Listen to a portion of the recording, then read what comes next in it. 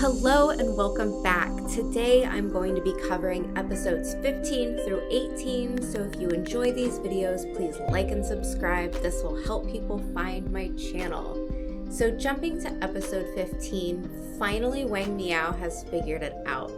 The world of Three Body has 3 suns, and I'm just really excited to see the von Neumann human computer. It's exactly as I imagined it in my head, but for me, it's much easier to understand the scientific concepts in video format versus reading the books. I think I'm a visual learner, so everything presented in the game segment is just really great. I cannot say enough good things. So as soon as we had the introduction of Pope Gregory and Aristotle and Galileo, I knew what was about to happen, but I was not expecting how Leonardo da Vinci was portrayed.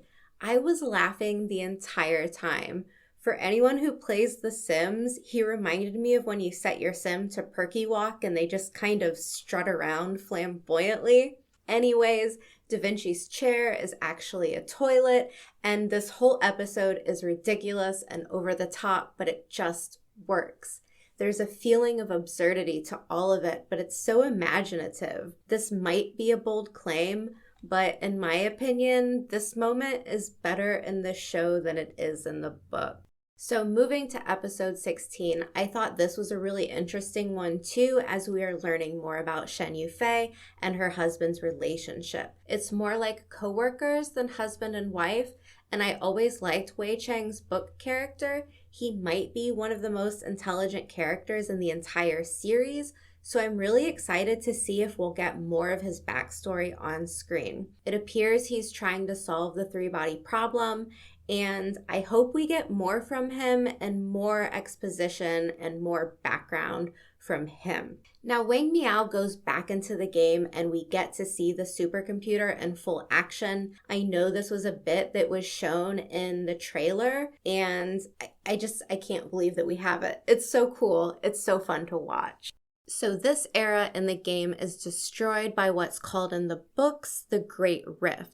And it's when all 3 suns line up, creating a massive gravitational pull, and it essentially rips the Earth apart. You can see everyone kind of floating around. It's a great part of the books, and it's really fun to watch. The show did a really great job here. We also get more moments from Pan Han coming to Shen Yufei's home and threatening her and her husband with a gun. The Adventists and Redemptionists are a really interesting part of the story, as it shows that not everyone in the frontiers of science have the same motivations. I really can't wait to see Mike Evans. I'm really hyped for Judgment Day, and if I have the time, I might actually do an extra video just summarizing what's going on between the Adventists and Redemptionists, as for some book readers, it might have been long ago and you might be kind of cloudy on the details, but the show's doing a pretty good job of explaining it, so we'll see. As we move to episode 17, we have Deshi putting together the clues. Ye Wenjie and Shen Yufei both have ties to a ginseng company. They are clearly working together, so Wang Miao and Deshi try to intercept them. They get on a train, and then we cut to Shen Yufei's journey. Someone is trying to murder her, but she is saved by a mysterious woman who snaps the assassin's neck. All 3 women exit the train, and Wang Miao makes plans to meet Ye Wenjie at Red Coast Base. I like the setting of this episode, and I liked Deshi putting together the clues. This assassination attempt on the train doesn't happen in the books, but it's a nice bit of buildup as we see the fears of Ye Wenjie and Shen Yufei. Shen Yufei is becoming less of a shadowy mystery figure, and I think this humanizes her a little bit. It was a slower episode, as everyone is probably waiting to find out the real mission and the secret of Red Coast Base, but I did enjoy the slower approach. Nothing needs to be rushed, and it's a nice way to give the characters more depth. The books are wonderful, but they don't necessarily excel in characterizations. This isn't a bad thing, but for a TV adaptation, I do think that depth needs to be given, and a great example of that comes in the next episode. So we move to number 18, and I think this might be the most profound one that we've had yet.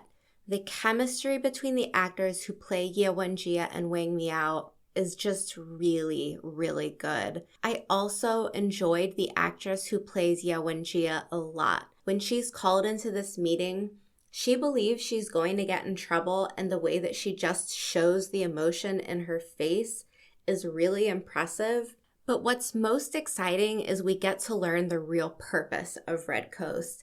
And it's that the communists want to make first contact with an extraterrestrial species before NATO and the rest of the world. But as time continues, no progress is made and the base is decommissioned. Now, my favorite part of this episode was Yawenjia's speech. It's haunting and beautifully written and translated. She says that Earth's humanity is an accident in the universe, and the universe was an empty palace in which humankind was only an ant. This makes a lot of sense. We've been seeing a lot of ants crawling around in other episodes, but what I find most compelling about this is that she feels a longing and loneliness in this universe, and it's giving her two very conflicting philosophies. One is that life is precious and more important than anything else. And the other is that humanity is so insignificant that nothing is worthwhile. And for anyone who has read the entire series, I think that these words might as well be carved in stone. I really liked this episode. It's hard to find a favorite moment in this group of four, but as much as I loved the game segment, these few lines from Yawenjia have a really big impact on me. Overall, I think the writers of this series seem to really understand the source material. I was a bit worried at first that I wouldn't like the show, but as soon as episode 1 came around, I was immediately a fan. And every groups of episodes that I've been reviewing just seem to be getting better and better. I know some of you have let me know in the comments that the episodes have been censored, and yes, I do know this. But what I would like to do is judge the show on what is presented and not what is missing. And I'm going to try and do the same thing for when the Netflix adaptation comes out. I do agree with people that are saying that it does affect Yawenjia's story, but I want to wait until the very end to see how it changes my overall thoughts. And to other commenters who are surprised that I, a foreigner, is actually covering this show, I'd just like to say that it is a very highly recommended book series for anyone who loves science fiction. The Remembrance of Earth's Past trilogy is honestly one of the best series that I've ever read, and it is a bestseller all over the world. It is, in my opinion, a story without borders, and its commentary on humanity and technology is really thought-provoking. I think the cast and crew are doing a phenomenal job of sticking to the books and expanding them where it makes sense.